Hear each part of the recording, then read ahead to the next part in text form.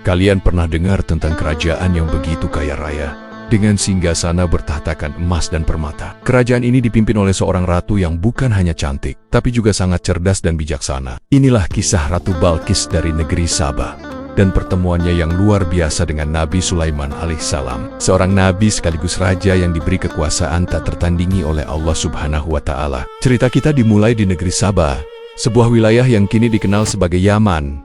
Negeri ini sangat makmur, tanahnya subur, rakyatnya hidup sejahtera. Mereka menyembah matahari, meyakini sang surya adalah sumber segala kehidupan dan kekuatan. Di puncak kekuasaan, duduklah Ratu Balqis. Ia dihormati dan dicintai rakyatnya. Keputusannya selalu didasari pertimbangan matang bersama para penasihatnya. Di sisi lain dunia, di Palestina, berkuasalah Nabi Sulaiman. Allah memberinya mukjizat yang luar biasa. Ia bisa berbicara dengan hewan, mengendalikan angin, dan bahkan memerintah bangsa jin. Pasukannya bukan hanya terdiri dari manusia, tapi juga jin dan burung-burung. Suatu hari, saat Nabi Sulaiman sedang memeriksa pasukannya, ia menyadari ketidakhadiran seekor burung kecil yang cerdas, yaitu burung hudhud. Nabi Sulaiman sempat sedikit marah, mengira hudhud mangkir dari tugasnya. Tapi tak lama kemudian, hudhud datang dengan napas terengah-engah, membawa sebuah berita yang sangat besar. "Wahai Raja," kata hudhud, "aku telah terbang ke negeri yang belum pernah engkau ketahui. Aku menemukan negeri Sabah yang dipimpin oleh seorang ratu. Mereka memiliki segalanya, termasuk singgasana yang sangat megah. Tapi sayang, mereka dan kaumnya bersujud menyembah matahari, bukan menyembah Allah." Mendengar laporan itu, Nabi Sulaiman tidak langsung percaya. Untuk menguji kebenaran hudhud, ia pun menulis sepucuk surat. Surat itu singkat namun penuh wibawa. Diawali dengan Bismillahirrahmanirrahim, dengan nama Allah yang Maha Pengasih lagi Maha Penyayang. Isinya adalah ajakan kepada Ratu Balqis dan kaumnya untuk berhenti menyembah matahari dan datang kepada Nabi Sulaiman dalam keadaan berserah diri kepada Allah. Surat itu kemudian diperintahkan untuk dibawa oleh hudhud dan dijatuhkan tepat di hadapan Ratu Balqis. Hudhud pun terbang membawa surat itu dan menjatuhkannya di ruang singgasana Ratu Balqis. Sang ratu terkejut menemukan surat misterius itu. Setelah membacanya, ia tidak langsung panik atau marah. Inilah bukti kebijaksanaannya. Ia segera mengumpulkan para pembesar dan penasihat kerajaannya. "Wahai para pembesar," kata Ratu Balqis, "sesungguhnya telah sampai kepadaku sebuah surat yang mulia dari Sulaiman. Ia mengajak kita untuk berserah diri. Apa pendapat kalian mengenai urusan ini?" Para penasihatnya, yang merasa kuat dan perkasa, dengan sombong menjawab, "Kita memiliki kekuatan dan keberanian yang luar biasa untuk berperang, tapi keputusan ada di tanganmu. Wahai Ratu, maka pertimbangkanlah apa yang akan engkau perintahkan." Mereka siap untuk berperang jika sang ratu memerintahkannya. Tapi Ratu Balqis berpikir jauh lebih dalam. Ia tahu bahwa perang hanya akan membawa kehancuran. Sesungguhnya raja-raja apabila menaklukkan suatu negeri, mereka pasti akan membinasakannya dan menjadikan penduduknya yang mulia jadi hina. Katanya, ia tak ingin negerinya hancur dan rakyatnya menderita. Maka, ia pun mengambil jalan diplomasi. "Aku akan mengirim utusan dengan membawa hadiah-hadiah yang berharga kepada Sulaiman. Kita lihat dengan apa utusan itu akan kembali." Ratu Balqis ingin menguji, apakah Sulaiman seorang raja biasa yang haus harta, atau benar-benar seorang utusan Tuhan. Utusan dari Sabah pun berangkat membawa hadiah-hadiah mewah, emas, permata, dan barang berharga lainnya. Mereka berharap bisa meluluhkan hati Sulaiman. Namun, setibanya di istana Nabi Sulaiman, mereka dibuat takjub. Kemegahan kerajaan Sabah seolah tak ada apa-apanya dibandingkan dengan kekuasaan dan kekayaan Nabi Sulaiman. Saat hadiah dipersembahkan, Nabi Sulaiman menolaknya dengan tegas. "Apakah pantas kalian memberiku harta? Apa yang Allah berikan kepadaku jauh lebih baik dari apa yang Dia berikan kepada kalian. Kalianlah yang bangga dengan hadiah-hadiah seperti ini."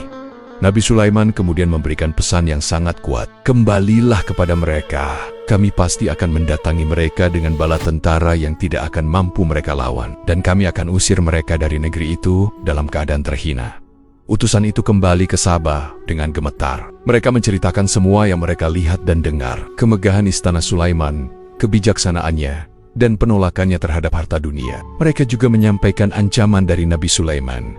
Mendengar laporan ini, Ratu Balqis sadar, orang yang dihadapinya bukanlah raja biasa. Ia tak punya pilihan selain datang langsung menemui Nabi Sulaiman. Ia pun memutuskan untuk berangkat ke Palestina bersama para pengikutnya untuk membuktikan sendiri kebenaran kabar tersebut. Sementara Ratu Balqis dalam perjalanan, Nabi Sulaiman ingin memberikan kejutan lain.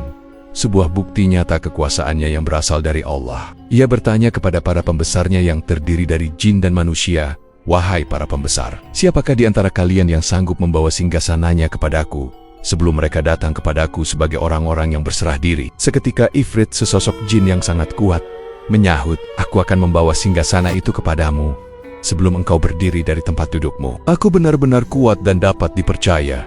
Bayangkan, memindahkan sebuah singgasana besar dari Yaman ke Palestina hanya dalam hitungan jam. Tapi ada yang lebih hebat lagi. Seorang hamba Allah yang memiliki ilmu dari Alkitab yang diakini adalah penasihat Nabi Sulaiman sendiri berkata, "Aku akan membawa singgasana itu kepadamu sebelum matamu berkedip."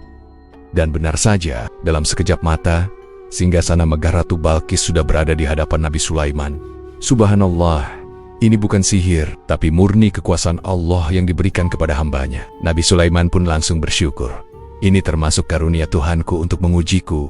Apakah aku bersyukur atau mengingkari nikmatnya?" Singgasana itu kemudian sedikit diubah bentuknya untuk menguji kecerdasan Ratu Balkis. Tak lama, rombongan Ratu Balkis pun tiba. Sebelum memasuki istana, ia disambut dengan pemandangan yang tak biasa. Lantai istana Nabi Sulaiman terbuat dari kaca bening yang sangat tebal, dan di bawahnya mengalir air. Mengira itu adalah kolam air, Ratu Balkis secara refleks mengangkat gaunnya agar tidak basah. Nabi Sulaiman pun berkata dengan lembut, "Sesungguhnya ini hanyalah lantai istana yang dilapisi kaca." Saat itu, Ratu Balkis menyadari betapa sederhananya pengetahuannya dibandingkan dengan apa yang dimiliki Nabi Sulaiman. Ia merasa kecil di hadapan teknologi dan ilmu pengetahuan yang begitu maju, yang semuanya bersumber dari Allah.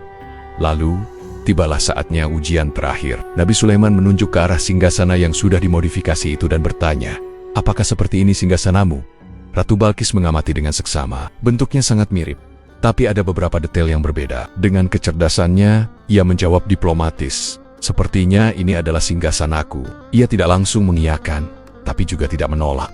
Jawaban ini menunjukkan kecerdasan dan ketelitiannya. Melihat semua bukti kekuasaan Allah yang ditunjukkan melalui Nabi Sulaiman, mulai dari surat yang dibawa Hudhud, penolakan terhadap hadiah, pemindahan singgasananya dalam sekejap, hingga istana kaca yang menakjubkan, hati Ratu Balkis pun luluh. Ia sadar bahwa kekuatan yang ia dan kaumnya sembah, yaitu matahari, tidak ada apa-apanya dibandingkan kekuatan Allah, Tuhan semesta alam. Di hadapan Nabi Sulaiman, Ratu Balkis dengan tulus menyatakan, "Ya Tuhanku, sesungguhnya aku telah berbuat zalim terhadap diriku sendiri. Dan kini, aku berserah diri bersama Sulaiman kepada Allah, Tuhan seluruh alam."